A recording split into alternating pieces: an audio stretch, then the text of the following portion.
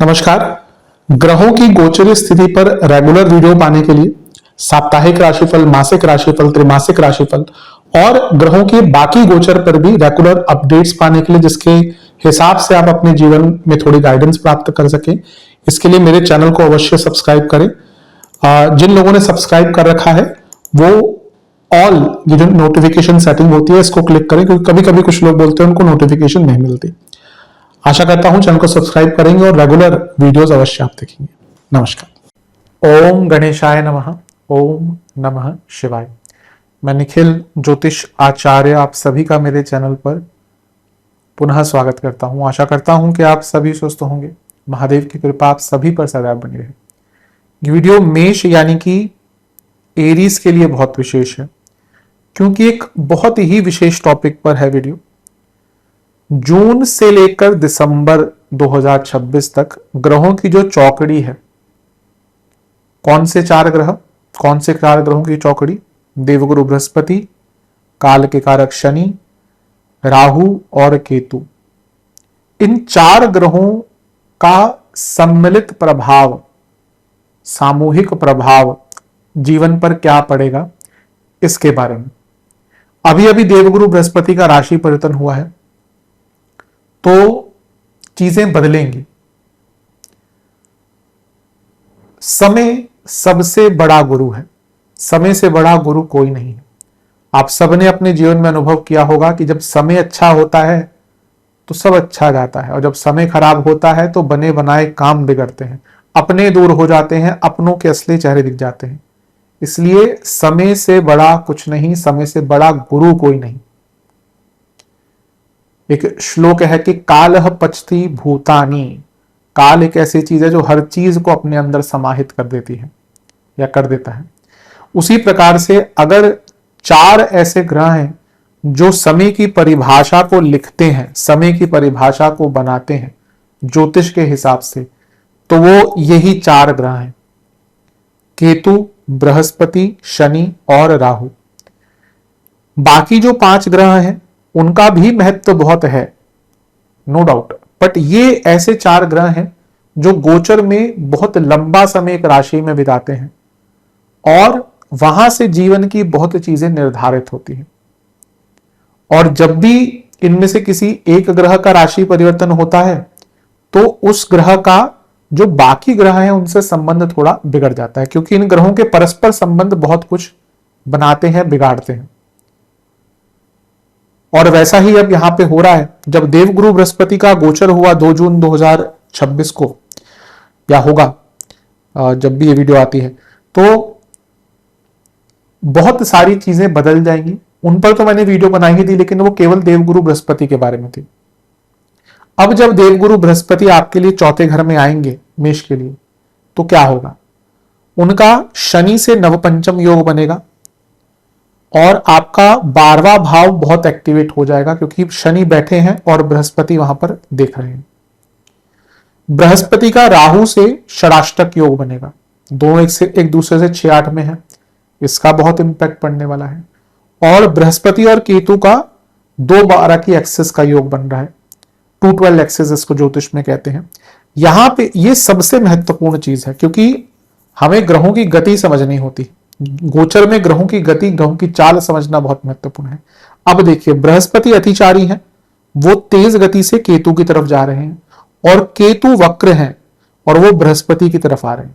इनका मिलन भी होगा कुछ टाइम के लिए, पहले नवंबर में या 31 अक्टूबर को, फिर पुनः जनवरी में। पहले यहां पे होगा, फिर यहां पे होगा, लेकिन वो हम तब डिसाइड करेंगे, तब उस पर चर्चा करेंगे। लेकिन ये जो 3 योग बन रहे हैं इसका बहुत प्रभाव होगा, और यही हम चर्चा करेंगे, क्या करना है क्या नहीं करना। मैंने देवगुरु बृहस्पति में तो एक बहुत विस्तृत वीडियो बनाई ही है, क्योंकि उनका वीडियो खुद ही बृहत है, तो उन पर थोड़ा सा ज्यादा ही चर्चा होती है।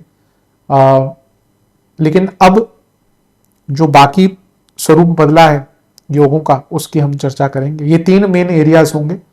लग्न राशि या चंद्र राशि आपकी यदि मेष है, दोनों ही देख सकते हैं, जहां से सूट और रिलेट आपको ज्यादा करता है वहां से देखिए। व्यक्तिगत तौर पे मेरा मानना है लग्न से देखेंगे तो अच्छा है। नहीं पता है आपको अपनी लग्न राशि, तो आप अपनी चंद्र राशि से भी इसको देख सकते हैं। शुरू करते हैं इस अत्यंत महत्वपूर्ण राशिफल का। सबसे पहले बात करेंगे शनि और गुरु के नवपंचम योग की। नवपंचम योग दोनों ही बड़े ग्रह एक दूसरे से पंचम नवम या नवम पंचम में बैठे हैं, या त्रिकोणीय संबंध इसको कह सकते हैं। अब देखिए, बृहस्पति जहां भाग्य है वहीं शनि काल है। इन दोनों का महत्व बहुत होता है, और गोचर में ये दोनों किसी ना किसी एक भाव को डबल इंपैक्ट करते हैं। कभी कभी दो भावों को भी कर सकते हैं दृष्टि द्वारा, और यूजुअली एक भाव को तो ये डबल इंपैक्ट करते हैं। तो यहां पे दो चीजें हो रही हैं शनि और बृहस्पति देवता के नवपंचम योग के कारण। पहला, आपके 12वें घर को डबल एक्टिवेशन मिल रहा है बृहस्पति और शनि द्वारा, और दूसरा आपका ये जो मोक्ष त्रिकोण है ये एक्टिवेट हो रहा है। दोनों की ही चर्चा करेंगे। पहले हम बात करते हैं 12वें भाव के डबल एक्टिवेशन का। सबसे पहला 12वां भाव विदेश का होता है, और शनि कर्म के कारक हैं, और बृहस्पति भाग्य के स्वामी है, भाग्य स्थान के स्वामी है, 12वें घर के स्वामी है, और भाग्य के कारक भी हैं, और चौथे घर में बैठे भी हैं। ये बहुत अच्छी चीज इंडिकेट हो रही है। और शनि की अगर हम बात करें वो लाभेश भी है, तो पैसा भी इन्वॉल्व हो गया, करियर भी इन्वॉल्व हो गया, लॉन्ग डिस्टेंस ट्रेवल भी इन्वॉल्व हो गया, रेजिडेंस भी इन्वॉल्व हो गया, विदेश का भाव भी इन्वॉल्व हो गया, बृहस्पति शनि भी इन्वॉल्व हो गए। तो पहला, अगर आप बहुत टाइम से विदेश में जॉब ढूंढ रहे हैं, बहुत अच्छा समय है, बहुत अच्छा समय। अगर मैं ज्यादा कॉम्प्लिकेट करना नहीं चाहता, लेकिन राहु 10वें घर में आ जाएंगे दिसंबर में, तो एक आने वाला लंबा समय दिख रहा है आपके लिए कि विदेश में जाने का बहुत अच्छा है। जो लोग ऑलरेडी विदेश में हैं, अपना पीआर आदि लगाना चाहते हैं, बहुत अच्छा टाइम। अब इसमें देखिए देश काल पात्र बहुत इंपॉर्टेंट हो जाता है। अब कोई व्यक्ति कनाडा में है, ऑस्ट्रेलिया में है, इवन यूरोप में है, यूके में है, जहां बहुत क्लैरिटी है कई जगह पर कि भाई आपको पीआर कैसे मिलेगा, ये आपकी एलिजिबिलिटी है तो मिल जाएगा। अब यहीं पे हमेशा मैं कहता हूं ना कि ज्योतिष में देश काल पात्र बहुत इंपॉर्टेंट होता है। अब यही चीज में भी आज के डेट में यूएसए में उतनी एप्लीकेबल ना हो या उतनी इजी नहीं रहे, क्योंकि यूएसए की स्थिति अभी बहुत ऐसी हो चुकी है कि पता नहीं कि क्या होगा। तो जब होगा तब की अलग बात है, लेकिन थोड़ा सा वहां पे मुश्किल आ सकती है। लेकिन अगर आप किसी ऐसी कंट्री में है जहां पे पीआर आदि के लिए बहुत ज्यादा स्ट्रगल नहीं है, सेटलमेंट के लिए बहुत स्ट्रगल नहीं है, उनके लिए ये बहुत अच्छा योग है। और विदेश में जॉब ढूंढने के लिए बहुत अच्छा योग है। विदेश यात्राओं के लिए बहुत अच्छा योग है। तो अगर आप विदेश में यात्रा करना चाहते हैं अगले 5-6 महीने में, बहुत अच्छा समय है। और 12वां भाव धार्मिक या कहिए तीर्थ स्थल दिखाता है, नवम भाव धार्मिक स्थल दिखाता है, और बृहस्पति कारक है धर्म के, और ये लॉन्ग डिस्टेंस ट्रेवल भी दिखाता है। तो यहां पे आपकी वैकेशनल ट्रेवल्स तो होंगे ही अगर आप विदेश में घूमना चाहते हैं। कई लोगों का ख्वाब होता है कि वो विदेश घूमने जाएं, और उससे ज्यादा कई लोगों का बहुत एक बार महत्वपूर्ण ख्वाब होता है कि एक बार अपनी फैमिली को विदेश घुमाएं। भाई हम अकेले कहीं पे जाना चाहते हैं तो इतना मुश्किल नहीं है, फैमिली को लेके जाना फिर कभी कभी तो होता है, स्पेशली इंडियन फैमिली में पासपोर्ट ही नहीं बने होते, पहले सबके पासपोर्ट बनवाओ फिर घुमाएं लेके, वो अपने आप में एक बड़ा टास्क हो जाता है। तो लेकिन अगर आप चाहते थे कि अगर आपका विदेश का काम है वो तो है ही अच्छा, लेकिन अगर आप अपनी फैमिली के साथ वेकेशन पर किसी बाहर की कंट्री पे जाने का विचार कर रहे हैं या अपने लिए भी कर रहे हैं, बहुत अच्छा योग है। और तीर्थ स्थलों के लिए भी बहुत अच्छा योग है, क्योंकि बृहस्पति 10वें से 12वें के स्वामी है, शनि 10वें घर के स्वामी है। ये कार्य क्षेत्र में आपका ट्रांसफर भी दिखाता है। आप में से कई लोगों को कार्य क्षेत्र में ट्रांसफर भी मिल सकते हैं अगर आप चाहते थे तो। और जो भी लोग एमएनसी में काम करते हैं या विदेश संबंधित कुछ भी उनका काम है, उनका ग्रोथ बहुत होने वाला है। तो ये एक बहुत अच्छी चीज है जो शनि और बृहस्पति के कारण आपको प्राप्त हो रही है। और सबसे बड़ी बात है जब 12वां भाव एक्टिवेट होता है, और 12वें भाव में कौन है? शनि, जो आपके लग्न में आएंगे अगले साल। ये एक बहुत ही बड़े बदलाव की तरफ इशारा है। आप अगर अपने जीवन में एक लूप में फंसकर रह चुके हैं, एक रैट रेस में फंसकर रह चुके हैं, जो हम में से कई लोग होते हैं, हमें रियलाइज बहुत लेट होता है। आप कभी भी किसी ऐसे व्यक्ति से बात करिए जो 45 के आसपास हो चुका है, 40-45, और उसने पैसा कमा लिया है, वो शायद यही बोलेगा कि अब पैसा शायद उतना मैटर नहीं करता, अब वो चीजें याद आती हैं जो नहीं कर पाए। वो जो एक ट्रैवल था जो दोस्तों के साथ होना था, वो जो एक महंगी कोई वस्तु खरीदनी थी, कोई अपने शौक पूरे करने थे। तो कई बार होता है हम एक रैट रेस का हिस्सा बन जाते हैं, हम एक लूप में फंस जाते हैं। उस रैट रेस से निकलने के लिए, उस लूप से निकलने के लिए, अपने जीवन के रूपांतरण के लिए ये बहुत अच्छा समय है। Break the cycle. हम सब चाहते हैं कि एक जो साइकिल में फंसे हैं उससे निकले, लेकिन निकल नहीं पाते। लेकिन ये वो समय है जब when you can break the cycle. तो एक बहुत बड़े रूपांतरण की तरफ ये इशारा हो रहा है। ये वो समय है जब आप अपने ऊपर खर्चा करने से डरेंगे नहीं। डरना भी नहीं चाहिए। अगर आप पैसा कमा रहे हैं, अपने ऊपर खर्च कीजिए। लोगों की एक्सपेक्टेशन तो आपसे बढ़ती ही रहेंगी। अगर आप काम अच्छा कर रहे हैं, दो चीजों पर इन्वेस्ट करने से कभी मत डरिए। अगर आप पैसा कमा रहे हैं तो लिमिटेड भी कमा रहे हैं, दो चीजें, first is your emotional health and emotional happiness, and second is your physical health. ये दोनों चीजों को सर्वोपरि रखें। बाकी सारी चीजें इसके इर्द गिर्द ही घूमेंगी। तो ये टाइम है to invest on yourself, beat mental health, beat physical health, beat your desires. तो उन सब पर खर्च कीजिए, कोई इसमें बुरी चीज नहीं। आपका आपका मोक्ष त्रिकोण बहुत एक्टिवेट हो रहा है और शनि लग्न में ही आएंगे अगले साल, ये भी हमें देखना चाहिए। और केतु चौथे घर में आने वाले हैं। आप में से ऑलरेडी देखिए, ग्रह जो बड़े ग्रह होते हैं ना, वो ऐसा नहीं कि अगर अभी यहां पे आ रहे हैं, जैसे चौथे घर में अभी बृहस्पति आपके आ रहे हैं, तो आप में से कई लोग ऑलरेडी प्रॉपर्टी खरीदने का विचार कर चुके होंगे। आप में से कई लोग ऑलरेडी बहुत धार्मिक यात्राओं के प्लान बनाना शुरू कर दिया होगा आपने। वो जो आधार है बड़े ग्रह, या इवन फॉर दैट मैटर जो महादशा भी आती है, अंतरदशा भी आती है, वो अपना रोल पहले ही थोड़ा सा लिखना शुरू कर देती है। तो यहां पे एक समय है जहां पे आपका आध्यात्मिक रुझान बहुत बढ़ेगा। आप बहुत आध्यात्मिक होना शुरू हो जाएंगे और धीरे धीरे करके the detachment, the real detachment will start. आपकी डिटैचमेंट की जो इंटेंसिटी है वो बहुत बढ़ने वाली है। हम जब रियली डिटैच्ड होते हैं ना, तो हमें बहुत ज्यादा किसी की परवाह नहीं होती, हम अपने में खुश रहना शुरू कर देते हैं। और सत्यता तो यही है, आप यकीन मानिए, जितना लोगों से एक्सपेक्टेशन रखेंगे उतना आप दुखी होंगे। हमें लगता है कि हमें किसी की आवश्यकता है, कोई हमारे जीवन में रहे तो हम सुखी होंगे। जो भी व्यक्ति ऐसा सोचता है वो अपने जीवन में कष्ट भोगता है। ईश्वर से बढ़कर कोई साथी नहीं।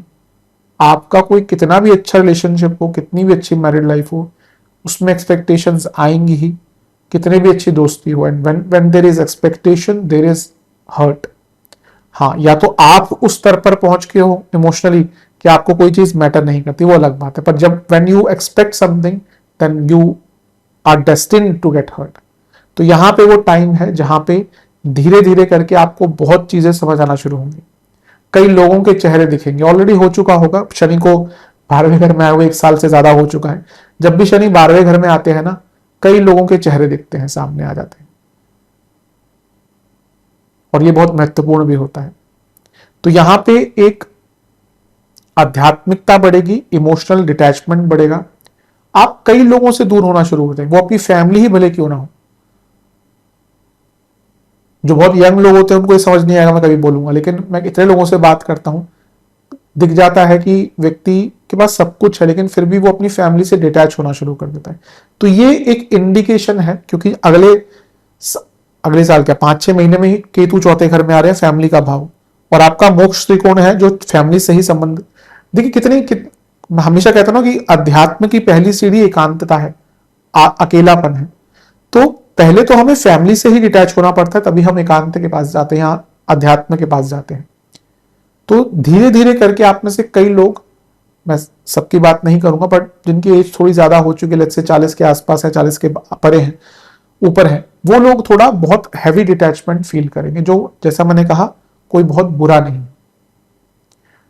ऑन द गुड फ्रंट मैं यही कहूंगा, क्योंकि आपके कर्मेश और आपके भाग्येश और आपके लाभेश ये नवपंचम योग है, तो करियर फ्रंट पे और इनकम के फ्रंट पे इसका बहुत अच्छा लाभ होगा। तो ये नवपंचम योग इन सारे ही एरियाज में आपको लाभ देगा। हेल्थ वाइज ब्रीदिंग इश्यूज, पैरों की प्रॉब्लम, कोई ऑलरेडी प्रोलॉन्ग डिजीज है आपको उसके कारण दिक्कत, sleep disorder, bad dreams, psychological issues, ये इस योग के कारण हो सकते हैं। तो इस नवपंचम योग की बहुत विशेषता है। ये जो भी मैंने एरियाज बोले हैं इन पर थोड़ा कंसिडरेशन दीजिएगा। अब अगले योग की तरफ चलते हैं जो कि है राहु और बृहस्पति का षडाष्टक योग। अब बात करते हैं राहु और गुरु के षडाष्टक योग की। अब ये थोड़ा कॉम्प्लिकेटेड योग है क्योंकि ये दोनों ही ग्रह एक्सपेंशन देते हैं, बट षडाष्टक योग दो ग्रहों का थोड़ा कॉम्प्लिकेशन भी देता है, थोड़ा ऑब्स्ट्रक्शन भी देता है। पहले हम थोड़ी अच्छी चीजों की बात कर लेते हैं। लेट्स से कि अगर आप अपने एसेट्स को बढ़ाना चाहते हैं, वो प्रॉपर्टी हो अदरवाइज हो, तो ये टाइम उसके लिए अच्छा है, but you have to go out of your comfort zone. कभी कभी होता है कि हम बहुत आगे की नहीं सोचते या बहुत बड़ा अमाउंट नहीं लगाना चाहते या थोड़ा रिस्क फ्री रहना चाहते हैं, जिसमें कुछ गलत नहीं है। लेकिन यहां पे ऐसा लग रहा है कि अगर आप अपने इनकम को बढ़ाना चाहते हैं, अपनी प्रॉपर्टी को बढ़ाना चाहते हैं, अपने एसेट्स को बढ़ाना चाहते हैं, देन थोड़ा सा आउट ऑफ कंफर्ट जोन जाना पड़ेगा। ये एक इंपॉर्टेंट चीज दिख रही है क्योंकि दोनों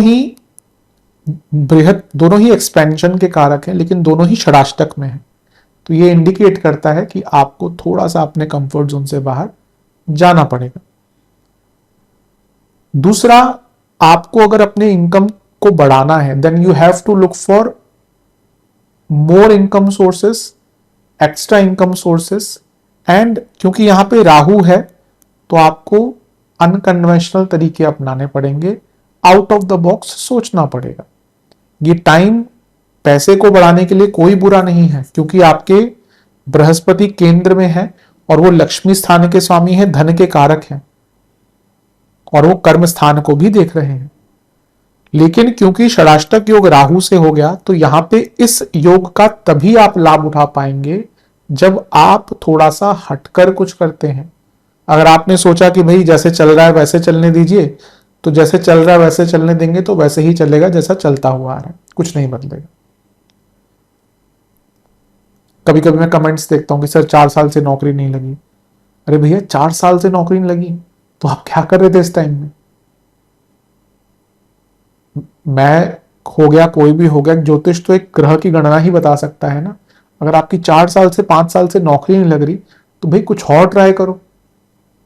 और भी तो चीजें हैं, पैसे कमाने के लिए और भी तरीके होते हैं। मैं कई बार लोगों को देखता हूं, यंग बच्चों को, बल्कि अपने प्राइम ईयर्स गवर्नमेंट जॉब के लिए निकाल देते हैं। उस टाइम कुछ और भी ट्राई कर लो, कुछ और भी चीज कर लो। आप विदेश में जाएंगे ना, हमारा एजुकेशन सिस्टम बहुत अच्छा नहीं है, क्योंकि आप विदेश में जाएंगे, आप देखेंगे बच्चे 16, 17, 18 साल में दे स्टार्ट वर्किंग, साथ में उनका एजुकेशन चलना चले, उनको प्रैक्टिकल नॉलेज दी जाती है। किसी को शेफ बनना है तो 16, 17 की उम्र में वो पहुंच जाता है किसी रेस्टोरेंट में काम करने, वहां पे बहुत छोटे स्तर से स्टार्ट करता है। जब वो 21, 22 की उम्र में आता है, he is matured enough to take the responsibility. हमारे देश में 25-25 साल के बच्चे, उनको अभी और पढ़ने का, जब उनका प्राइम ईयर्स है, then when they can do something, वो कुछ नहीं कर रहे होते। मैं सबकी बात नहीं कर रहा, लेकिन बहुत लोग ऐसा करते हैं। ये उनकी भी गलती नहीं, हमारे देश का एजुकेशन सिस्टम ही ऐसा, जिसको बहुत बदलना चाहिए, लेकिन अभी कुछ लग नहीं रहा कि ऐसे बदलाव बड़े स्तर पर आने वाले हैं। खैर, वो अलग बात है। यहां पे आपको थोड़ा सा अपने कंफर्ट जोन से निकलना पड़ेगा। अगर आपको इस बृहस्पति और राहु देवता के षडाष्टक योग का उपयोग करना है, आपकी इनकम बेइंतहा बढ़ सकती है आने वाले 5-6 महीने में, इवन रेदर लंबे टाइम के लिए। लेकिन उसके लिए अगर कुछ कदम उठाने हैं तो वो अभी ही उठाने हैं।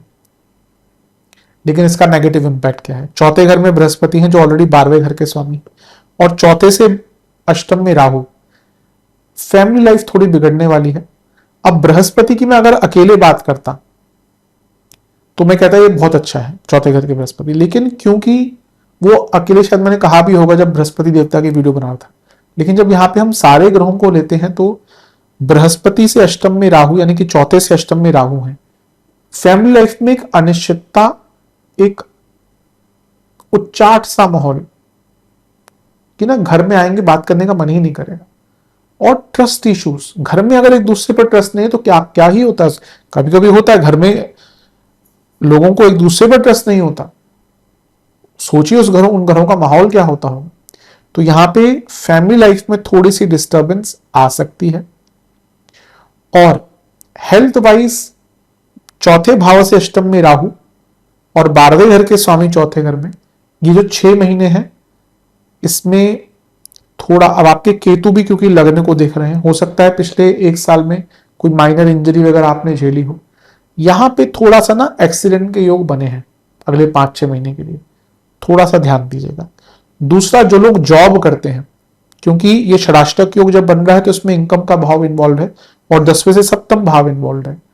कुछ लोग आपके किए कराए काम को अपने नाम पर करवा लेंगे, मतलब कि काम आपने सारा किया और श्रेय कोई और ले गया, उस चीज का बहुत ध्यान देना है। दूसरा, कुछ झूठे आरोप भी आप पर लगेंगे अगले 5-6 महीने से में, उस पर भी आप बहुत अटेंटिव रहेगा, स्पेशली सोशल लाइफ में, प्रोफेशनल लाइफ में। जानबूझकर कुछ लोग आपके ऊपर झूठे आरोप लगाने का प्रयत्न करेंगे।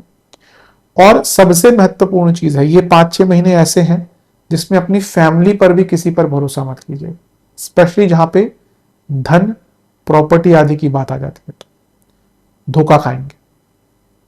इन सब चीजों पर ध्यान दीजिएगा। हेल्थ के हिसाब से जिनको ब्रीदिंग इश्यूज हैं, लंग्स की प्रॉब्लम है, चेस्ट के एरिया की कोई भी प्रॉब्लम है, स्पेशली बड़ी प्रॉब्लम का फैमिली हिस्ट्री रही है, जो भी चेस्ट के एरिया से संबंधित प्रॉब्लम्स होती हैं, और जिनको कार्डियक इश्यूज हैं, उनको यहां पर बहुत ध्यान देने की आवश्यकता है। तो ये जो षडाष्टक योग है, ये एक दो-धारी तलवार है, कुछ अच्छा भी हो रहा है, कुछ बुरा भी हो रहा है। अब बात करते हैं केतु और गुरु के 2-12 एक्सेस की। इसको 2-12 एक्सेस कहते हैं कि एक ग्रह, अब जैसे केतु से 12वें में बृहस्पति है और बृहस्पति से दूसरे में केतु है, इसको 2-12 की एक्सेस कहते हैं। ग्रहों की एक्सेस बहुत महत्वपूर्ण होती है।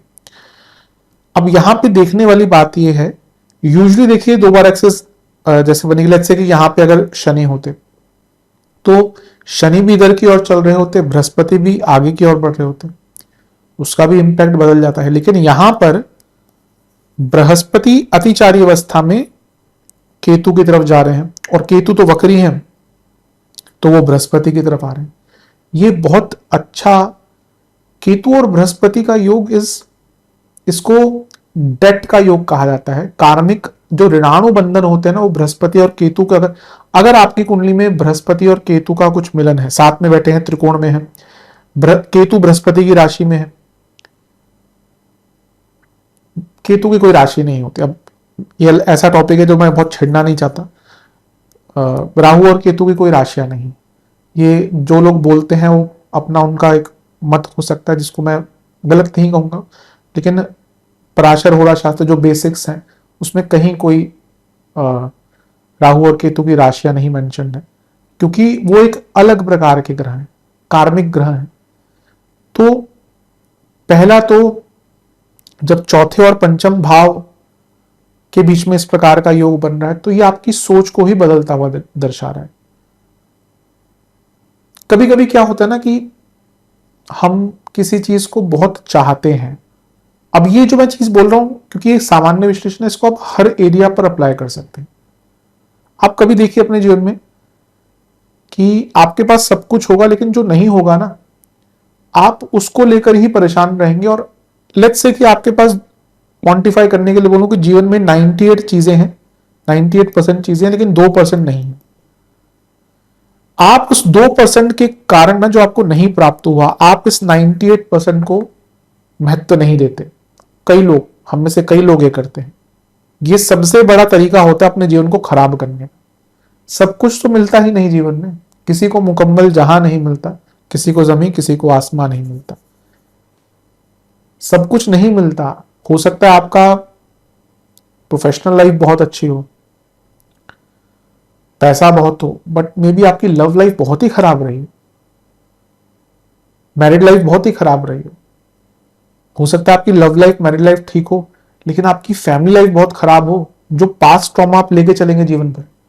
अगर किसी बच्चे की पर्सनल लाइफ या इमोशनल लाइफ खराब होती है, अगर किसी बच्चे को बचपन में स्नेह नहीं मिलता माता पिता का, तो वो ट्रॉमा नहीं भूलता व्यक्ति जीवन भर। आप किसी भी साइकोलॉजिस्ट के पास जाके, लोग अपने अभी के नहीं बचपन के ट्रॉमा लेके चल रहे होते।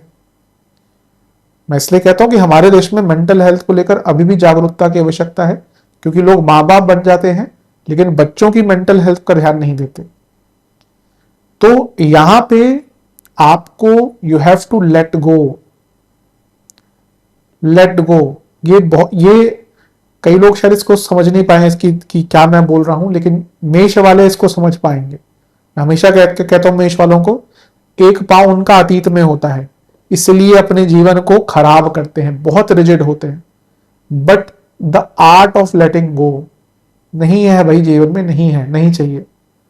जिस दिन ये सीख लिया ना, ठीक है, थोड़ा दुख तो होता है, एक प्रमोशन नहीं मिली आपको, 2 हफ्ते सल्क कर लीजिए, एक महीना दुख मना लीजिए, जीवन पर्यंत बनाएंगे क्या?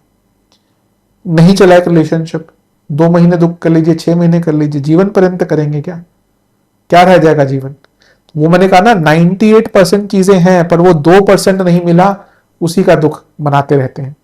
ये सबसे अच्छा टाइम है जब आप अपने जीवन में लेट गो करना सीखें।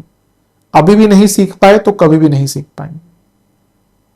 सोच बदलेगी, सोचने का तरीका बदलेगा। अपने गमों को महसूस करिए और उनको दूर करिए।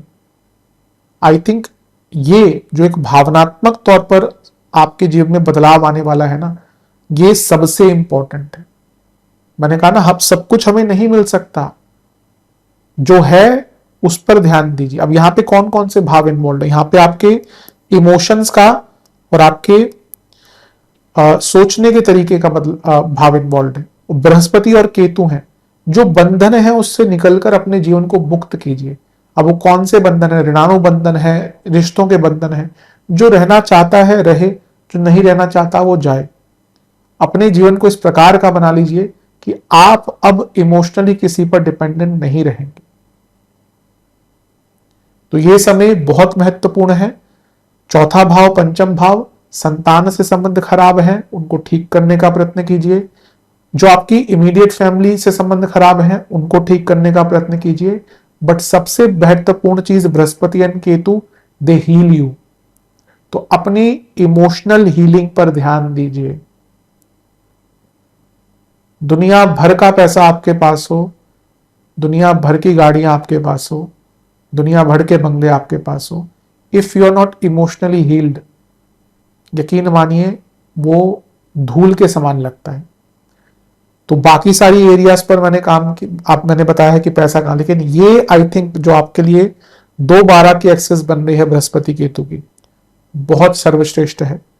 इसका उपयोग कीजिएगा टू हील योरसेल्फ। और हील कैसे होता है? पहला, अपनी इमोशनल रिक्वायरमेंट समझिए, अपने आप को इमोशनली समझिए। लोग अपने इमोशन से भागते हैं आज की डेट में, उसको समझिए और अपने आप को हील करने का प्रयास कीजिए। अध्यात्म का रास्ता लीजिए, शास्त्रों का रास्ता लीजिए। कोई गुरु है, अगर आप इतने लकी हैं अपने जीवन में कि आपके पास कोई गुरु है, तो उनका रास्ता लीजिए या उनका सानिध्य लीजिए। जो लोग, क्योंकि बृहस्पति केतु एक दूसरे की तरफ आ रहे हैं, जो कपल्स विद मेडिकल हेल्प संतान प्राप्ति करना चाहते हैं, मैं अभी नहीं कहूंगा, पर मेडिकल प्रोसेस भी ऐसा इजी नहीं होता। मैं तो हमेशा कहता हूं कि सैल्यूट है उन माताओं को जो आईवीएफ और ये सब चीजें करवाती है। मतलब कि एक बार पता लग जाए, मैं तो जितना देखा है कि what body goes through, what mentally you go through to get a child, अगर मेडिकल प्रोसेस से, तो एक माँ ही कर सकती है। और किसी में इतना इस धरती पर इतना सामर्थ्य नहीं है कि एक बच्चे को प्राप्त करने के लिए इतना दुख, इतना कष्ट से। तो टॉपिक ये था, या मैं ये कह रहा था कि वो प्रोसेस लंबा होता है, कि आप अगर संतान प्राप्ति की तरफ जाने की इच्छा रख रहे हैं विद मेडिकल हेल्प, तो वो प्रोसेस स्टार्ट करने के लिए अच्छा टाइम है। जब बृहस्पति पंचम में आएंगे आगे अगले साल, या इस साल के अंत में कुछ महीनों के लिए, और कुछ टाइम के लिए बृहस्पति केतु का मिलन होगा, कुछ महीनों के लिए, सॉरी, नवंबर और दिसंबर के शुरुआती भाग तक। तब आप चाहे तो जो कंसीविंग का पार्ट है वो कर सकते हैं, लेकिन अभी वो प्रोसेस स्टार्ट कर सकते हैं। और सबसे बड़ी बात मैं कहूंगा, शास्त्रीय ज्ञान बढ़ाइए। मैं हमेशा कहता हूं कि गुरु अनिवार्य है, लेकिन दो चीजें होती हैं, गुरु आपको दीक्षा दे सकता है, शिक्षा शास्त्रों से ही आती है, गुरु रास्ता दिखाएंगे, लेकिन पुस्तकें शास्त्र भी बहुत बड़े गुरु होती हैं। तो थोड़ा अपने शास्त्रीय ज्ञान को यहाँ पे बढ़ाइए, इन सब एरियाज में लाभ मिलेगा। हेल्थ के पॉइंट ऑफ व्यू से पेट की प्रॉब्लम बहुत रहेंगी, स्किन की प्रॉब्लम बहुत रहेंगी और इंडाइजेशन बहुत रहेगा। तो इन सब एरियाज पर ध्यान दीजिएगा। ये जो 4 ग्रहों की चौकड़ी है, ये इस प्रकार से हमारे जीवन पर बदलाव लाएगी। आशा करता हूं ये वीडियो आपके काम आएगा। चैनल पर नए हैं, सब्सक्राइब कर लीजिए, वीडियो को लाइक कर लीजिए। मिलता हूं अगली वीडियो में, तब तक के लिए ओम नमः शिवाय।